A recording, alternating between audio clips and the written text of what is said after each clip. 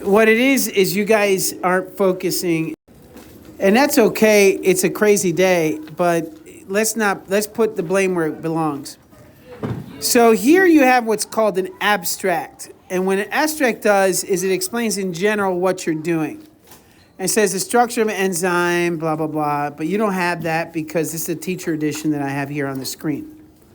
So we can go through the teacher stuff, tips for teacher, all that.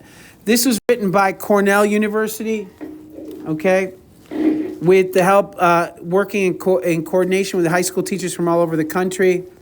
They came up with this that helped pretty much epitomize what enzyme and enzyme activity is for honors biology and for AP biology kids.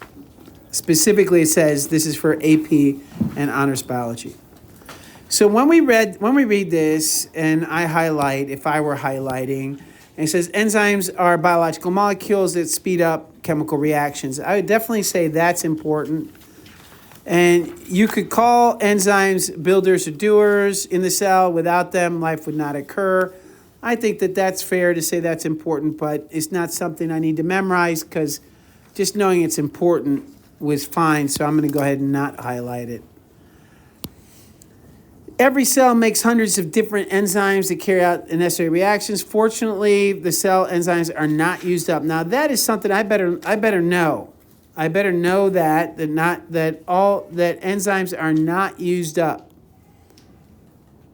when they catalyze a reaction, but these enzymes are used over and over again. So what I would write down if I were taking notes, actually writing them down, is I would say enzymes speed up reactions. And we know in this class, based on what we talked about and based on your enzyme pre-lab activity, that enzymes speed up reactions by lowering activation energy.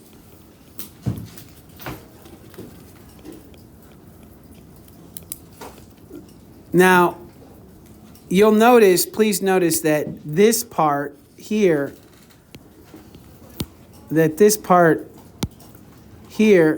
is not part of what's written. So this is what we would call revising.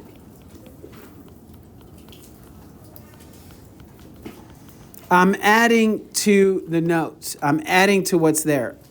I'm taking stuff from class, from other activities, and I'm combining them into one set of knowledge that I'm going to make sure I know for my test. Then it says the DNA in each cell encodes for information needed to make different enzymes. Enzymes are relatively large molecules of protein. They are produced wherever cell senses a need, that particular enzyme, that is, wherever a job needs to be done in the cell, which only that enzyme can do. So from all that, what I would write down is that enzymes,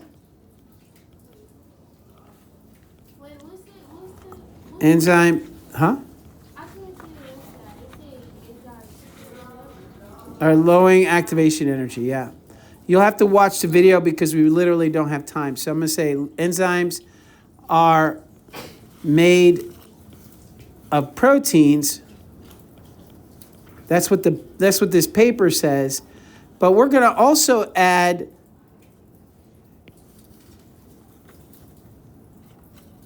but some enzymes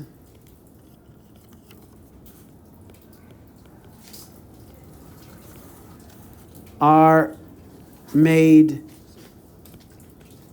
of RNA, and specifically ribosomes, i.e. ribosomes. Are we literally passing notes around? How old is that? At 12:41? Why would you pass the note to another student telling me that, though? I was showing it to you. There's no you're taking away from the lesson. That's the only problem I have with what you're saying. All right. So the molecule or molecules on which an enzyme acts is called a substrate. Enzymes are said to be very specific, meaning they recognize only one substrate, a few closely related substrates, and convert them into specific product. You could say that each enzyme can do only one type of job. Each enzyme is specific because it's folded in a particular three-dimensional shape. Within the folds of each enzyme is an active site, and that the place where the substrate fits and where the chemical reaction takes place. Excuse me. Yes. So you want to know what IE means? It means, for example. That's a good question. You should ask that question. There's no shame in that. So, substrate. What I would write here is that a substrate is what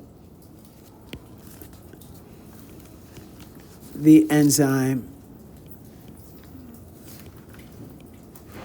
acts on. I would also write that the enzyme, I should say an enzyme, only works on a specific molecule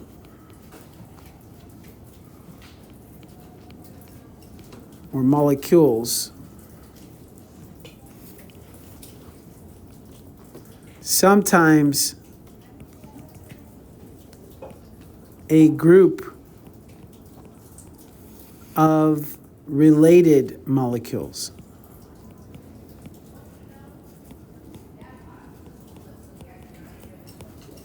So that's what you would say that. So the enzyme, so here we're talking about the substrate here, and when you say molecules, I'm going to put in parentheses in a different color. Why don't we do it in a different color? Just say substrate.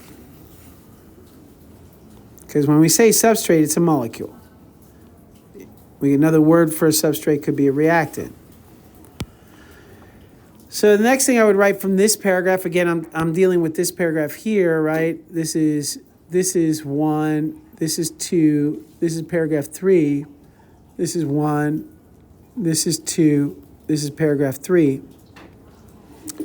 So the next, in paragraph 3, it also states that, I wanted to add one more thing to paragraph 2. It said the gene, DNA, codes for enzymes. Right? All right, so substrates, a substrate is what an enzyme acts on. An enzyme only works on a specific molecule or molecules, sometimes a group of related molecules, and these are known as substrates. Also says here that the protein folds in a specific shape.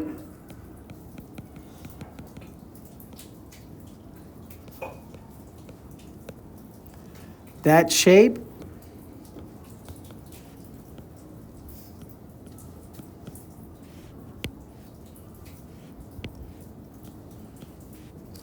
determines which substrate it works on. Now, you all know that. You know that because you've actually even been tested on it, that when you have an enzyme, it has a specific shape that fits a specific substrate. I mean, that's clear. And that but the one thing that may not have been clear earlier is that shape is made by folding. And how does an enzyme fold? It folds because, remember, amino acids have an order Amino acids are a chain, a protein is a chain of amino acids. And the difference between the amino acids is these R groups that stick off, right? So this is one R group, this is another R group, this is a third R group. And so they stick off the amino acids. And when you have a ton of these in a long chain, when you see a long chain of these all in a row, then what happens is that if this one here and this one here can hydrogen bond, then they're going to attract each other. And maybe this one here and this one here attracts each other. And so what happens is that you get a folding of the protein.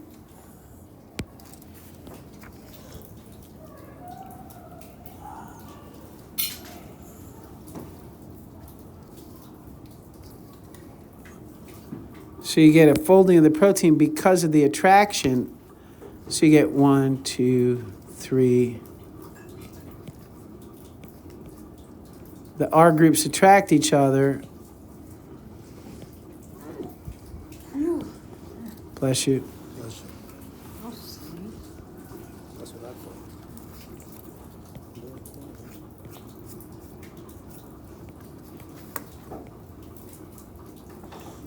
And they form these things called intermolecular bonds, which we talked about, and we called them hydrogen bonds.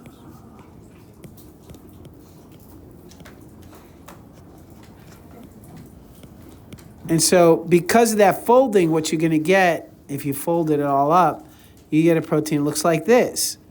Well, what does this create? This creates a space. That space is here in the middle, this space right here.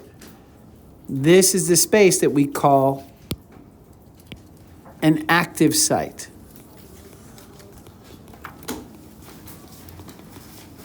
This is where a square substrate would fit,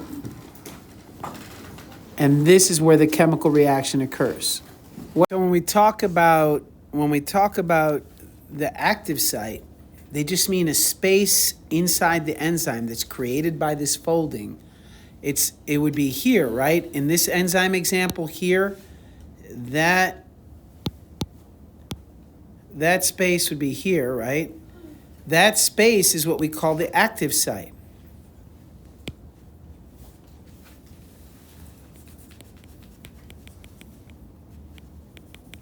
And what that does is it creates a space where the chemical reaction can occur.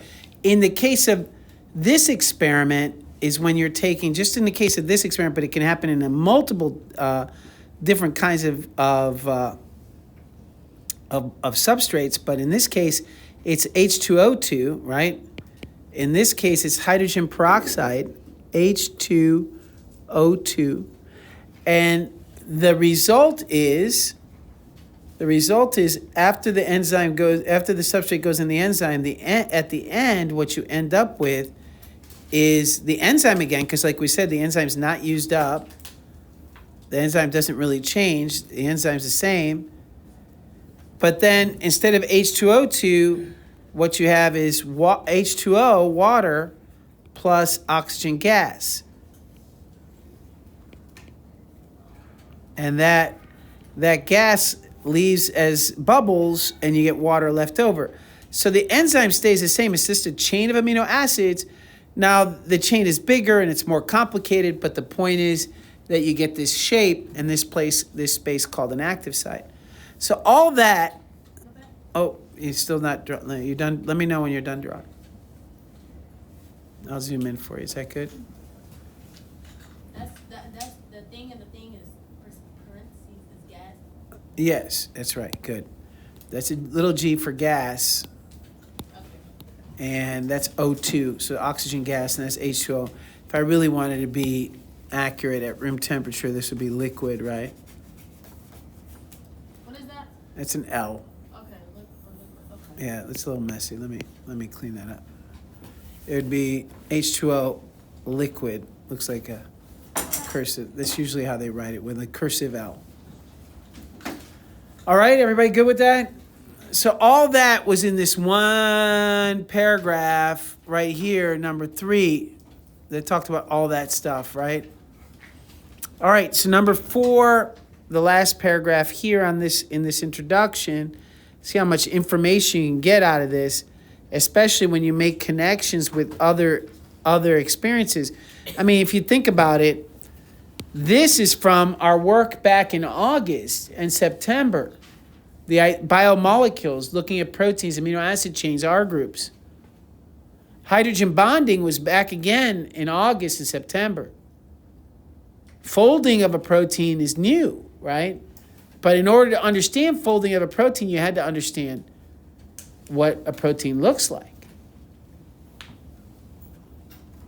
Chemical reactions we covered in August and September. But if I would have started with this in August, you would have said, what? So hopefully you paid attention, or at least you're catching up and you're getting this. So let's take a look at question 4, or paragraph 4. Let's highlight where necessary. Enzymes work very quickly, often catalyzing thousands of reactions per minute. It may not be that important, but I think it's cool that they catalyze thousands of reactions per minute. The rate at which an enzyme works is influenced by many factors, including, this is important, so I'm going to highlight it in red, including temperature and pH. What is that? It's the rate at which enzymes work are impacted by temperature and pH.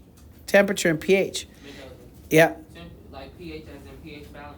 It's right, as an acid or base. Okay? Yeah, remember, pH is acid and base. Remember, we talked about it. In fact, it's on the board right there. See it? pH indicators when we did the last lab.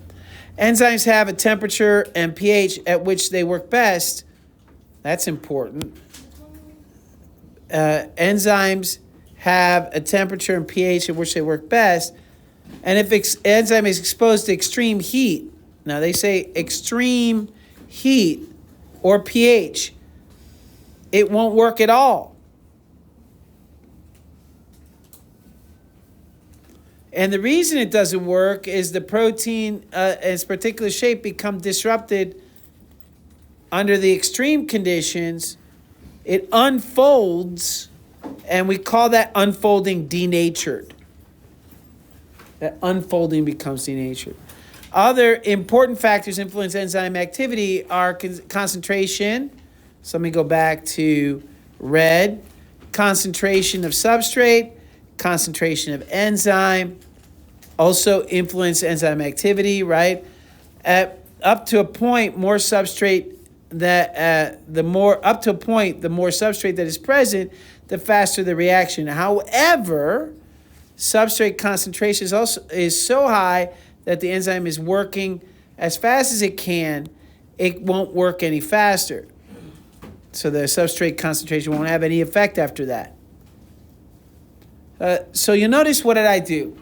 I highlighted in 3 different colors. 3 different colors. The red was talking about the factors that influence it. The blue was talking about what happens when under extreme conditions. All right. So let me unpack that. Okay. So thousands of reactions. So you have this beaker, and in this beaker is all full of 3%. So 3% H2O2. That's what we're going to use next Friday. The rest of it's water. So there's billions and billions of molecules of H2O2 in here. There's even more water molecules, but billions of them are in here. You're going to add an enzyme. And I'm going to keep drawing it like Pac-Man. And you're going to add that enzyme to the water, or to the H2O2. You're going to add a bunch of them.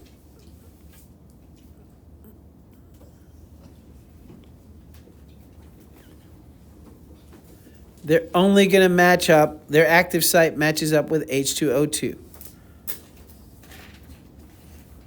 So there's billions of these hydrogen peroxide molecules. Each one of these can do thousands of these, can convert 1,000 of these every minute from H2O2 to H2O and oxygen gas. And this is, of course, as I said earlier, this is water, liquid water. All right, so that's what's happening. They go in as H2O2, they come out as H2O and water. These don't change. They keep doing it, and they do it for thousands per second. So the more red I add, the more stuff they have to make, to break down. So that's great, up until they're all full. Once they're as full as they can, they're moving as fast as they can. If I were going to draw a graph of this, and on the x-axis I wrote concentration of substrate, let's say micrograms per milliliter, and over here I have concentration or speed of reaction.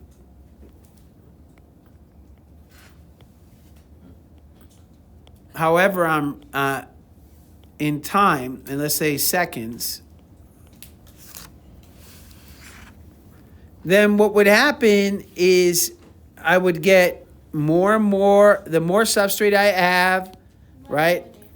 Huh? Do you mind zooming into the? Yeah, absolutely not a problem.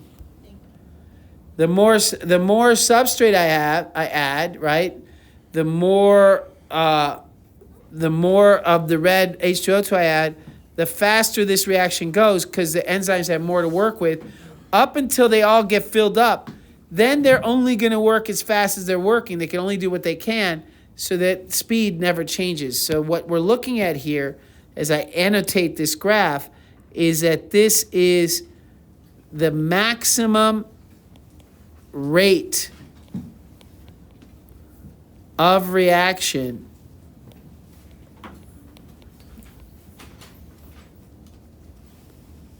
for that number, or let's not say number, let's say amount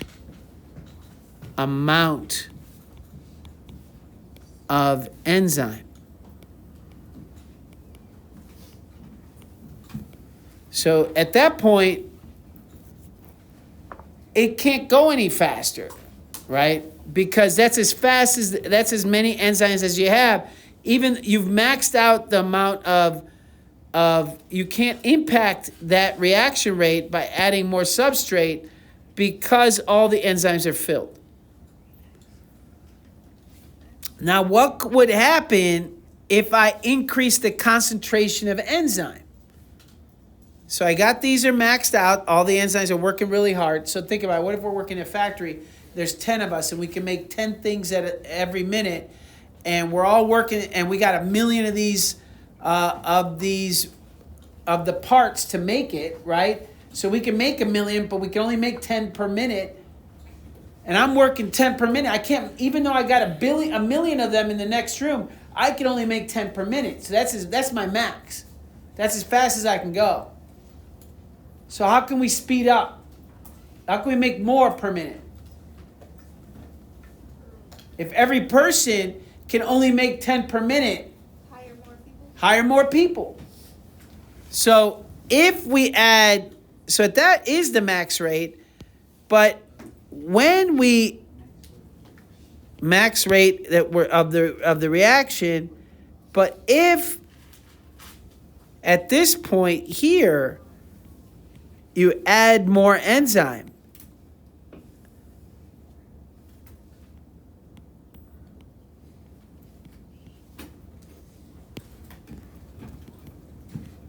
right? In other words, you increase the concentration of enzyme. Then the reaction can go even faster. So it can just keep going up.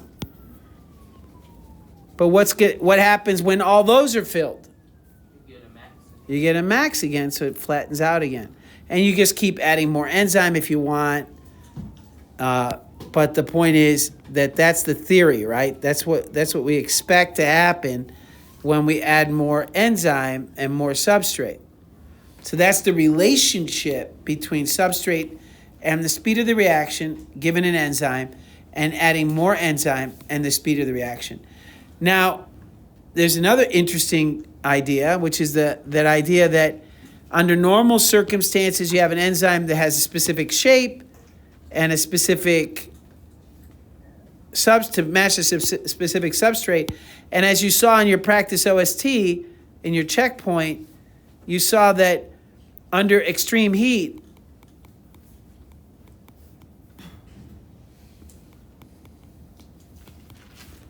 your enzyme becomes misshapen. So now there's no active site anymore. You have H2O2, but there's nothing to act on because the enzyme, you can think of it as just being broken, right? It's not working because the shape is messed up. So what we can do is we can do a graph, and you'll be making some of these graphs, by the way. You can look at a graph of temperature. Let's use degrees Celsius.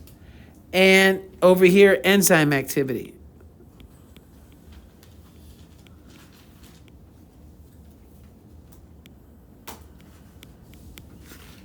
This is really messy. Let me just say, let me use the same words. Speed of reaction.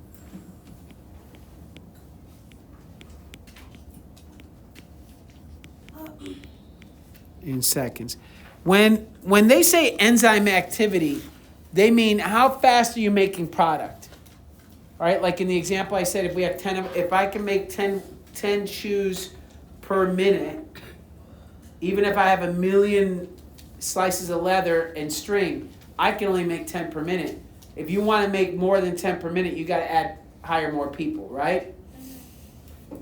Okay, so we call that the speed of the reaction. How much oxygen are you making per second or per minute? In this case, per second. So if we looked at temperature, and every enzyme is different, so I'm not going to put a number down here. There's some number down here. I'm not going to put a specific number because every enzyme is different. When we graph it, then what happens is at the very cold, very cold, at the very low temperatures, relatively low temperatures, there's not enough kinetic energy.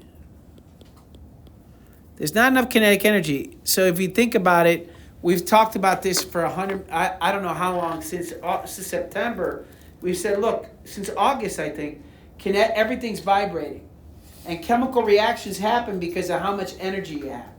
And the way enzymes work is they reduce the activation energy of a chemical reaction.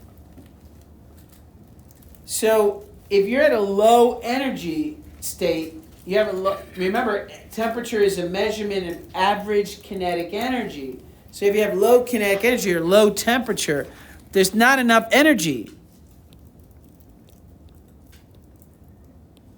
to have the reaction occur very often. So you have a low number. The speed of the reaction is very low. But as you warm up, you're giving it more and more energy. Oops. You're giving it more and more energy as you speed up. Okay? And because of that, the reaction speed increases. So the more kinetic energy, the more higher the temperature, more kinetic energy. So the faster it goes. The enzyme's working, the molecules are moving fast, and then there comes a max. So this is the maximum rate again that the chemical reaction is occurring. Here, the molecules are moving so fast that the substrate finds the active site quickly. Remember, this is all random. There's no like targeting mechanism. There's no, oh, I gotta find me an active site, or the active site's not saying, yo, come here. They're just randomly flying, whizzing around in every direction, these millions of molecules, billions of molecules, all trying to find a spot. They have to hit the enzyme just in the right way. Can you imagine this thing spinning around in circles, and this one spinning around in circles? This one has to hit this one just like that for this to react and make oxygen gas and water. So these got to be moving pretty fast. But if you have enough temperature, then this thing can make it go quickly. But then once you go past a certain point, it starts to decrease again. And it'll go all the way to almost zero. Well, so what's happened here is that at this point, the enzyme is denaturing. It's starting to change shape. All right, it's starting to change shape. Have you guys ever seen a candle melt or something? It doesn't melt right away, does it? It's kind of, if you ever seen anything, even a snowman that you built, it starts to change shape. It starts to kind of deform or change its shape or denature. What happens? It just goes slowly. If you ever see a wax figure melt, the face starts to droop, and it just droops, and then it turns into a puddle, right? So this doesn't, as you keep increasing temperature, this also doesn't lose its shape immediately. It doesn't go from this to this. It starts to change slowly.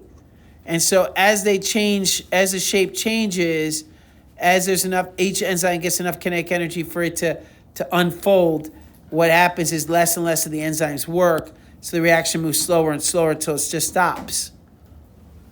So this is the denaturing of the enzyme, this part.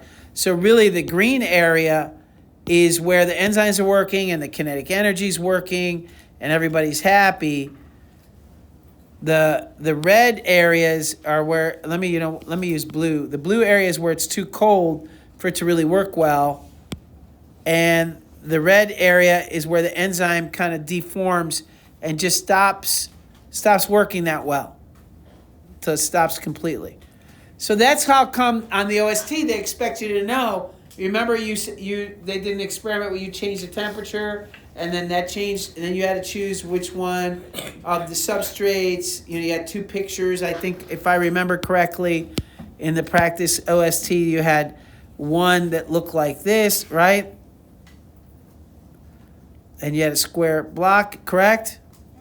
And then the other one looked like this, but you still had the same block. So the shape of the active site changed. They kind of made it weird. That's the denaturing. So they won't fit, so you're not going to get any bubbles.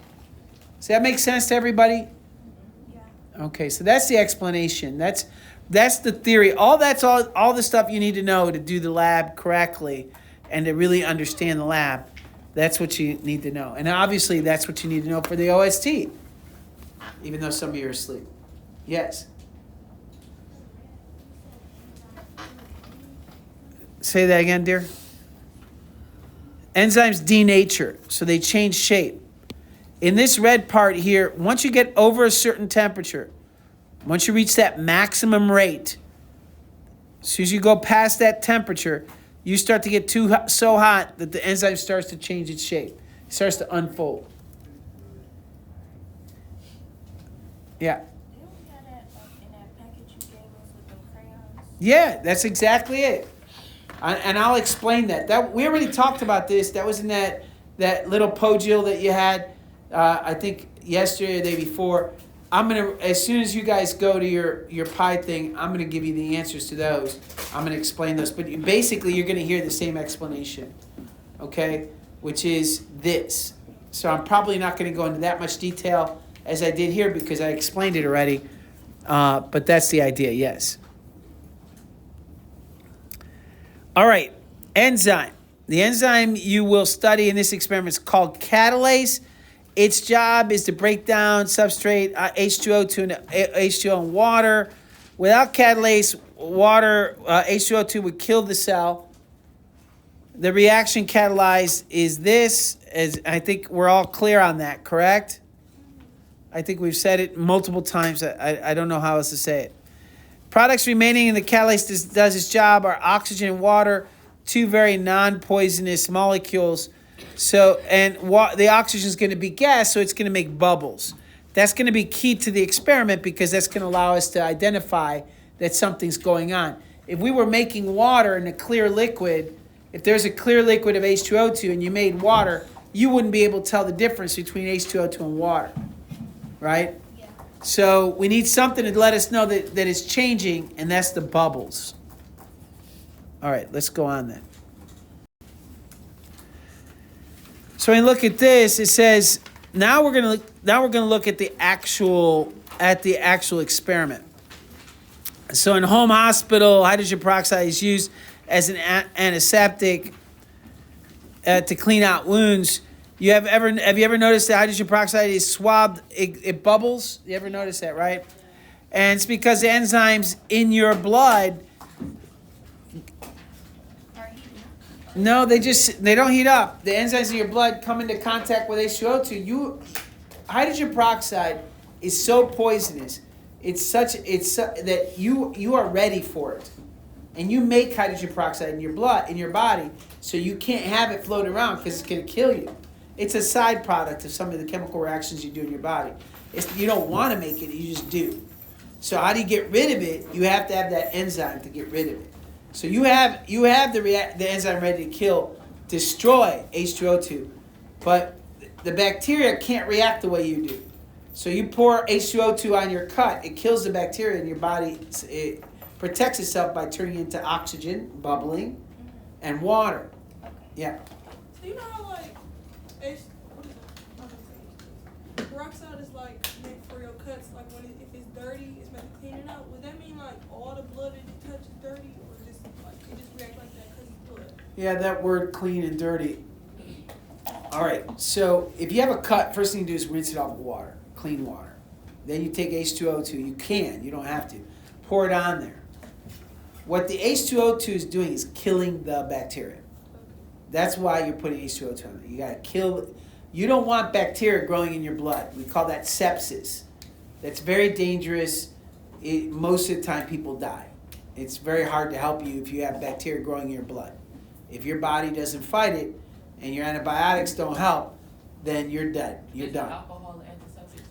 Yes, you can pour. You can pour alcohol. You can't pour alcohol, but alcohol stings more. So which more is more like? I think they both work Both are equally poison. well. I think they both work well. H2O2 is fine to pour on a cup. Okay? Is alcohol poisonous? It's also poison, yeah. Alcohol and H2O2 are both poisons. Is it more poisonous? So if Because it burns? I don't know. The reason it burns is because it takes time. It takes longer for you to get rid of alcohol. That's why when people drink alcohol, they don't get rid of it right away. It stays in their system for anywhere from a minute, 10 minutes, a half hour, an hour, depending on how much you make. It takes time for your liver to get rid of the alcohol. Hydrogen peroxide, though, see, you shouldn't have alcohol in your system. You don't make alcohol. But it's possible you'll drink it or eat it, and your body's evolved to deal with it. So when we're dealing with, that's a good question. Why use alcohol? Why? Your body doesn't need to deal with alcohol everywhere. It's ready. Your liver is ready to deal with alcohol because your liver deals with all the food you eat. Your liver helps process it. If you eat it, your liver is the thing that deals with it. Any poisons, your liver takes care of it. If it's coming in through your food or your drink. But H2O2 is everywhere. You make it in it's a side product of a lot of different reactions. So you have catalase everywhere in every part of your body. And it's ready to destroy H2O2 as soon as it sees it. That's how dangerous it is, and we make it all the time. So we got to get rid of it. So it's in every cell of your body. So if they work equally, if peroxide and alcohol work equally, then why alcohol gotta burn more? Because as soon as the alcohol, the H2O2 touches your blood, what happens? Why? Alcohol. Because you got rid of the H2O2. You destroyed the H2O2. As soon as it touches your blood, your blood's like, nope. And now it's oxygen. You got bubbles. So it never hurts your nerves, right? But you pour alcohol on there, it's going to hurt your nerves because it's going to sit there until it gets in your blood and your liver catches it. You have to go all through your blood to your heart, back to your liver. Then your liver's like, oh, alcohol. Destroy it. It's called alcohol dehydrogenase. But yeah, so you can go make a call. Yeah. All the way from a cut? Yeah. But most of the alcohol just sits there, evaporates. Some of the alcohol goes in your blood, yes. But your body destroys it when it gets to the liver. Yeah. It's a lot of different. Let me explain that later. All right, that's a little deeper than we need to go. Just know that why do we make it? Because it's a side product. We don't need to make it. We don't want to make it, but it's just made because of some of the other reactions we do. Right? It's like what would be an example of this? You cook a steak, right? You're cooking your steak, and you're cooking it on the pan, and all the grease gets in the pan, is sitting there, it's nice and thick, right? You take your steak out of the pan, and you eat it. But what's left over is the grease. It's in the pan. You don't want to make that grease, right? You don't go and get that grease and go, right? You scoop it up and throw it in the garbage. Well, the grease is a side effect of cooking the steak. So H2O2 is a side effect of doing a bunch of different chemical reactions that your body's doing. So you have to have some way of getting rid of it, and Catalase is the thing. Is it doing any good? What? The H2O. Like, is it like not good for something and good for? A really good question. For the most part, it's no good in your body. It should not be in your body. But is H2O2 good? Yes, because when we pour it on ourselves, our body destroys it, but the bacteria can't, so they die. It's a poison. It's a horrible poison, really. That's why you shouldn't drink it. But even if you drink it, it's probably safe because as soon as you drink it, what's going to happen? You're gonna vomit, but not because your body's like, it was poison. No, when you drink it, what happens is your catalase in your cells starts breaking it down, makes a lot of bubbles, a lot of gas. All that comes out of your stomach. In front of it say like you could use it for oral health, like brush your teeth or gargling. That's right, and it'll bubble on your teeth because what it does is the other thing that hydrogen peroxide does. 3%. You don't use a higher concentration, 3%, and talk to your dentist because sometimes the H2O2. What it might do is it might weaken your tissues and make you susceptible to other things. So be careful with rinsing with H2O2. But H2O2 is a bleach. It acts like a bleach. It'll whiten your teeth, right? So H2O2, using it as a rinse. In fact, it's in a lot of toothpaste. It helps whiten your teeth. That's a good thing for teeth, right? Because we like white teeth. What about your gums? Your gums, it could weaken it. That's why I'm saying don't try not to use it too much. And again, talk to your dentist how safe it is. I don't know. But I would be concerned about that because using too much H2O2 can weaken your skin. Alcohol, that's not true, but alcohol has some other side effects. Even mixing the peroxide with baking soda, like is baking soda affecting it? Yeah, peroxide with baking soda produces a lot of oxygen really quickly. So you'll see a lot of bubble and produces a lot of oxygen. But would it be less like harmful to your gums and skin and stuff? That's a good question. I don't know. I don't think it's a big deal if you're just brushing it or rinsing out your mouth once a day. But I wouldn't be around, gargling I use hydrogen peroxide even to clear my ears because it melts wax. It makes it more liquidy because it reacts with the catalase and heats up and it makes everything all fluidy so you can scoop out that gook out of there. Please be careful with Q-tips though. You shouldn't stick it all the way in your ear. You'll do damage to your ear. They have special, and try not to use too much H2O2. Like I said, it can weaken your ears, your tissues of your ear. They do have ear cleaner for that, but I use it that way. It's probably not great for me, but I do. Yeah? Technically speaking, I mean, our body really trying to kill us, like 24/7. Say what now? Our body's trying to kill us? She said because the H2O2 is in our body, does that mean that our body is trying to kill us? No, it's a side effect. Our body needs to make food, needs to do processes. The side effect is doesn't want. That's why we make catalase to get rid of it, so we don't kill ourselves. But yeah, it would kill us if we didn't have catalase. So yet, in a sense, it's a side effect. We don't want to make it, but there's no other way to make. Can you cook a steak without making grease in a pan? No. All right, we're gonna move on. On that note, on that silliness. So this is because all right. So catalase is very common. They're found in almost all cells that grow in anywhere there's oxygen, including potatoes, which is why we're going to grind up potatoes in this lab. We're going to take our friendly neighborhood potato.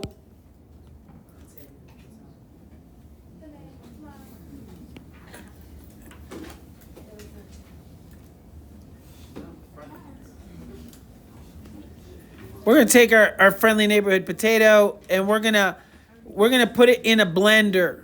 In fact, this weekend, I'm going to go to the store and buy a blender because my wife won't let me bring the blender to school from our house. Because she's like, first of all, I'm going to lose it. And I don't blame her because I probably would.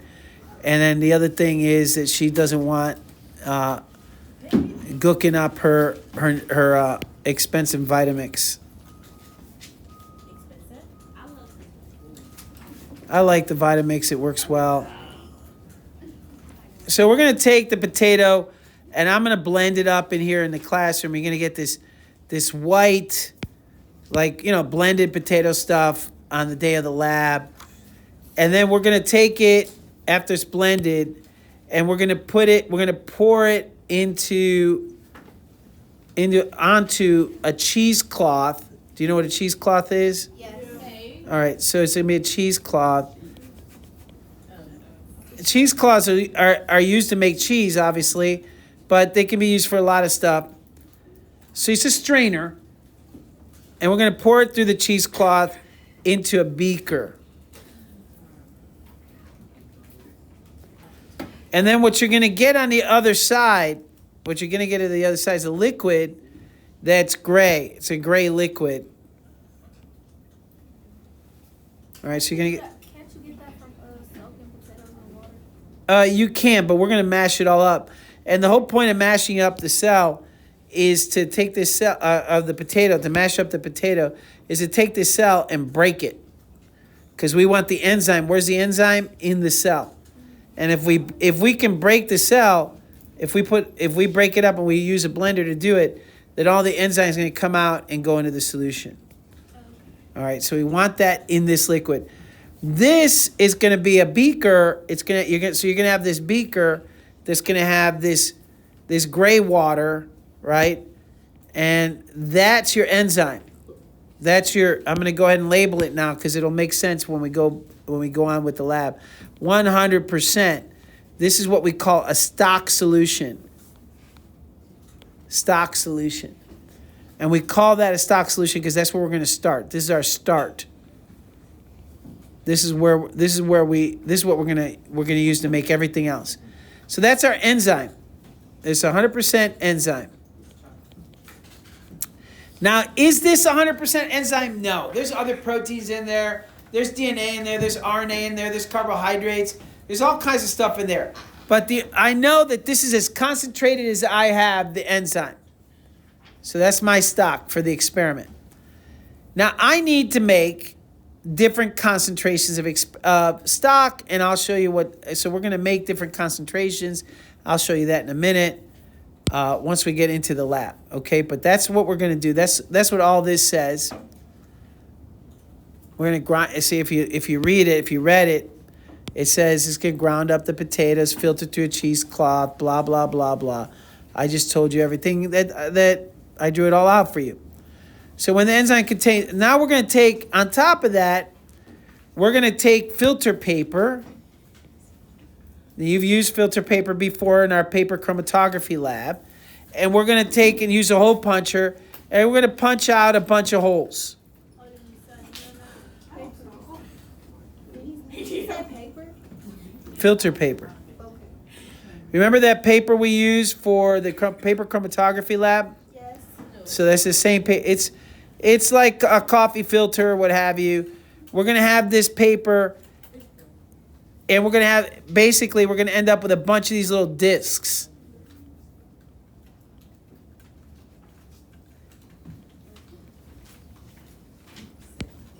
Gonna have a ton of these discs waiting here, ready to use. We're gonna use these. We're not, huh? She said that's wrong. Oh. Yeah, this app is very cool for this. So you got these discs. Now, what would happen if I put this disc in water? If I put a disc in water without anything on it, it would sink to the bottom. I was trying to get on his face right That's fine. If I put this disc, any one disc, and I could use, I would use this thing called a forceps, or you might know them as bless you, as tweezers, right? You use a forceps, and then you take that disc and put it in the water. It would fall. It would just fall down to the bottom and just stay there. Huh? Forceps. It's called a forceps.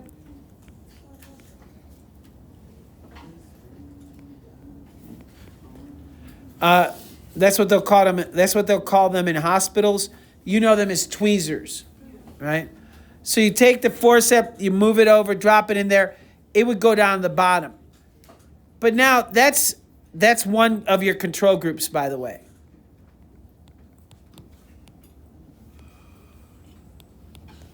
That's one of your control groups. Now, if I took in one of your experimental groups, instead of water, this is going to be H2O2. If I take that disc, that same disc, and I first dip it into the gray water, into the enzyme, okay?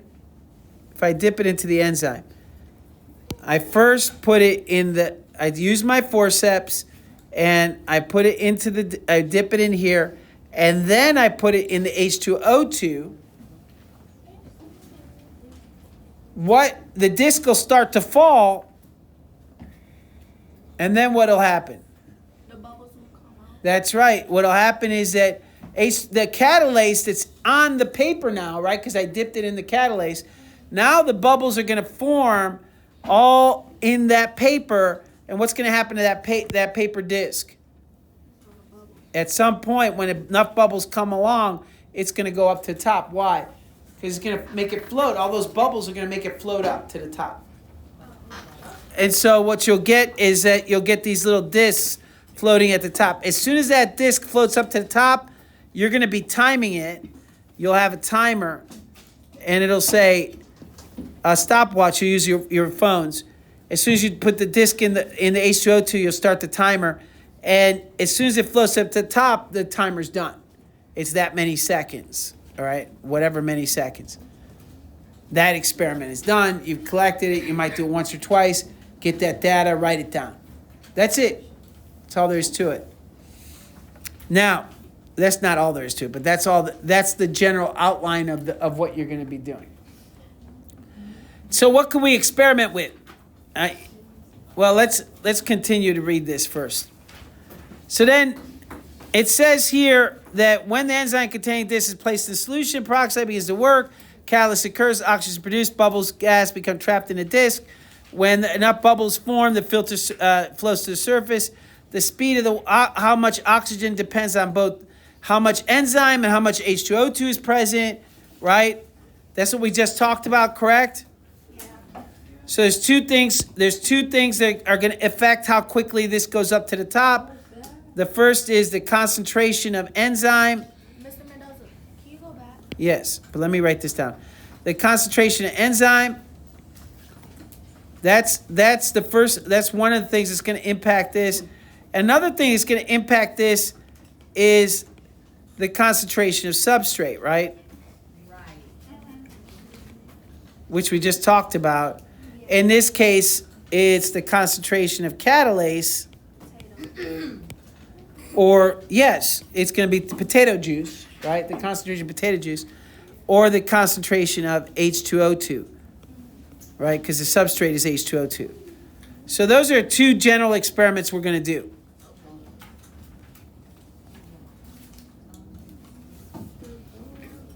Now,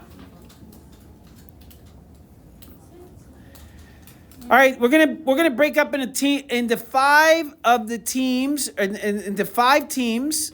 Five of the teams in this room will be working with low, medium, and high enzyme concentration. So we're gonna have 5 teams. They're gonna work with low, medium, and high concentration. So how do we dilute Water? the potato juice? Oh, So we're going to use water. That's correct. So we're going to take and measure out in a graduated cylinder. We're going to measure out. I'm sorry. I know it's neurotic, but the line was really messed up and I can't. We're going to have a graduated cylinder and we're going to measure out 9 milliliters. I'm sorry, that's not true. We're going to measure out in a test tube. We're going to put 9 milliliters. And then we're going to put 1 milliliter of potato juice, which has what in it? Catalase, that's right. Catalase, all right. That's 1 milliliter, that's going to go in here. What's that total? 9 plus 1. So the video that I have shown you in class goes over how to do a serial dilution, and so it shouldn't be a problem for you.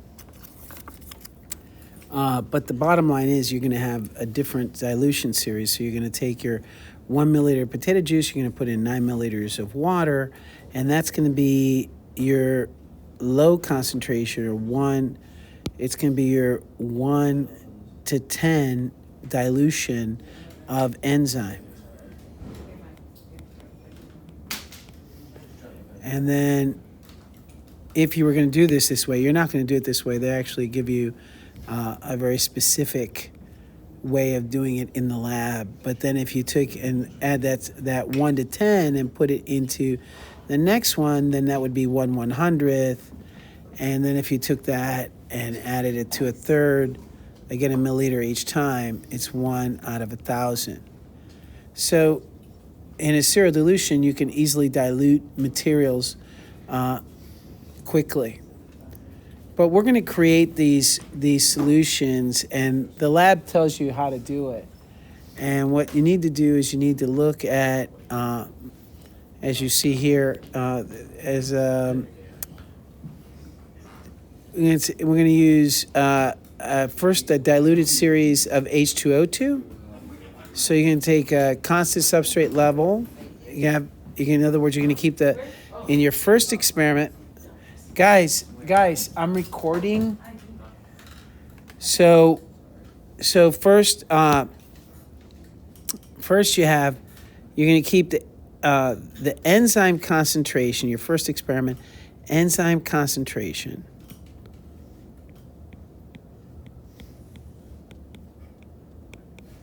is constant.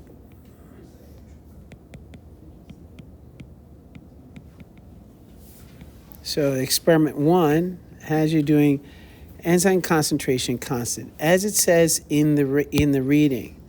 If you read, it says 1 version experiment testing low, medium, high enzyme concentration. That's the first. That's the second. Well, actually, the first one here, and keeping the constant level of H2O2 at 1%, and then you're going to do the other 16s are going to use another version of the experiment using high, medium, low H2O2. So here you're gonna adjust H2O2 concentration, and you're going to keep the cell extract at 60% of the original concentration. All right, so there's 2 labs, right? So in the first, so I made the mistake here of putting number 1. So in number 1, you have number 1 and number 2, experiment 1, experiment 2. In experiment 1, you're keeping the H2O2 hydrogen peroxide at 1%, and then you're changing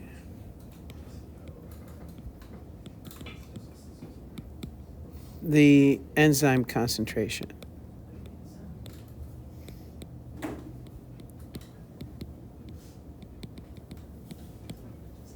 In the second experiment, you're going to keep the enzyme concentration the same, and you're going to change the H2O2 concentration. All right. So as you read on, it says the third experiment, you're going to deal with pH, and I'm going to make for you some different pH solutions, and you're going to keep the concentration of enzyme the same in your third experiment. You're going to keep your concentration of enzyme the same.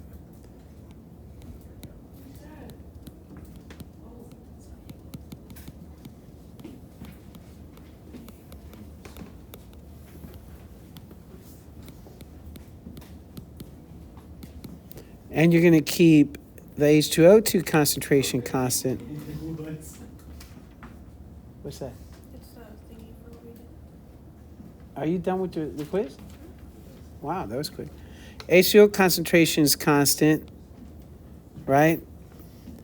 As well. But here what you're going to do is you're going to change the pH.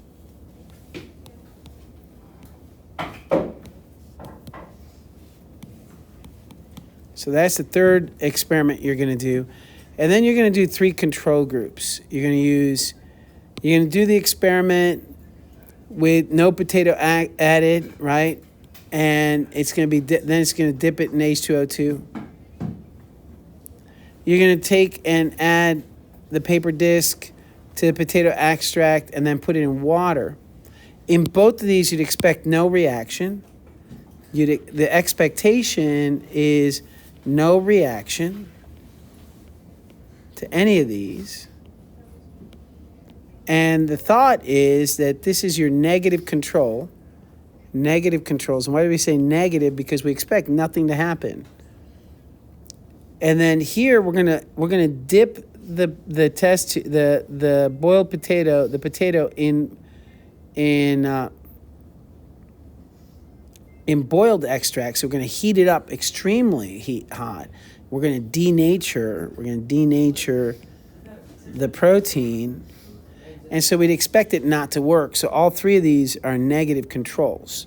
So you got these 3 experiments and then the 3 controls. Why is each control important? Because in the first control, you want to make sure that any bubbles that form is forming because of the catalase, not because of the H2O2 reacting with something in the paper, in your filter paper. Here, the paper disc has been dipped in the potato extract, but now it's in water. Here, you want to make sure that the potato extract or the paper isn't making bubbles, even if you're not putting it in water, even if you're not putting in H2O2. So you have to check both of those in order to make sure that you're saying that the bubbles that are formed come from this reaction. And the last, you're going to boil it to make sure that the protein's denatured, and then you dip it in H2O2, and you shouldn't see any bubbles there either. And the thought is, if it is the enzyme and you've denatured it, then you shouldn't see any bubbles. So that's what we use control groups for, to compare what you do in your 3 experimental groups to that control group. So that's going to be key. All right, let's move on. So here you can look and read all the things you need. The stopwatch, obviously, you can use your phones. And making potato extract, we'll make it in class. You don't have to worry about actually making it.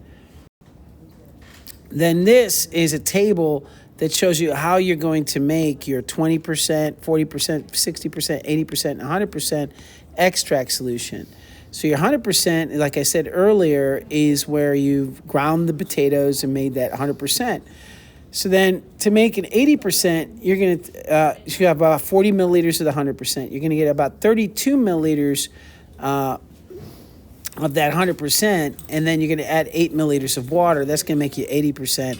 And so you can hear you're going to take 24 milliliters of that 100%, and you're going to add 16 milliliters of water, and that gets you 60%, etc. So this is telling you, it gives you a chart so you don't have to do a serial dilution. You can just look at the chart and follow the directions. Now you're ready to begin measuring the effects, and you follow the directions here. They're listed for you and bullet pointed. You should read it before the lab to make sure that you know what you're doing, right? And you put reminders and check each other so there's no mistakes. And then you're going to put your data in here. So you're putting this data in here, and when you're done collecting all your data for your team averages, and we'll put the class averages on the board, you're going to clean up your particular area. The next thing is experimental results. A team. Now we're gonna the second experiment. We're gonna use different hydrogen peroxide concentrations. Right at 3%. We're gonna start at 2%. We're gonna start at 2%, and we're gonna move downward. So we're gonna add 20 milliliters of 3% solution, and we're gonna add 10 milliliters of water at 20 milliliters of 3%, that gets us 2%. If we do 15 and 15, that's 1.5%. If it's 20 and 10, that's 1%, etc. So it tells you how to dilute your 6 different test numbers, right? And then you go ahead and you obtain the 60%. Now this is key. Here you want to use 60% catalase when you're doing it. All right. It really wouldn't matter which one you use as long as you're consistent, but 60% is what they're telling you to do in the protocol. So here's some more steps, and then of course here you're going to collect your data in trial 1, trial 2, trial 3, and there's 5 of you. There's 5 different test tubes in each trial, and then you average them out, and this is your team average for each trial at each percentage. And then this is the class average. Now you have a series of questions that we'll answer afterwards. So that's pretty much, but after you've done it, we'll talk about these answers to these questions. Then here you're going to do the same experiments. Well, this is the enzyme. This is the kind of the summary of the data. Here you're talking about here's some more questions we'll answer later. And then here you're going to do the pH, and you're gonna measure the foam at the top because you don't want to dip the disc in acid and take the risk of getting acid on your hand. So you're just going to drop the you're gonna pipette using a ball pipette. As you read here, use a ball pipette to put drops of the enzyme in hydrogen peroxide and acid. So you'll have a pH solution of hydrogen peroxide and acid. For 3, a pH solution, hydrogen peroxide and acid for a pH of 5. Here, hydrogen peroxide and acid is just using the water and hydrogen peroxide and the enzyme solution, stock solution. And then here it's going to be sodium hydroxide, it's a base, and the hydrogen peroxide solution. And here's a stronger concentration of that base to get a hydrogen peroxide base solution here. And so you'll see what happens when you dip that enzyme. When you dip the enzyme, and you're going to measure the height of the foams, of the foam bubbles as it goes on, and then you're going to graph it. Okay, so there's a lot to do in this lab, and you have some questions here that you'll have to answer. So there's a lot to do in this lab. There's going to be some graphs made. It's going to be some work. It's probably the most involved lab that you've had so far. So make sure you get the details down, and you're ready for Thursday because there's a lot to collect. And of course, we'll be doing some of it. You'll be doing some of it at home over the weekend, but mostly we'll get together on Monday and we'll put it all together.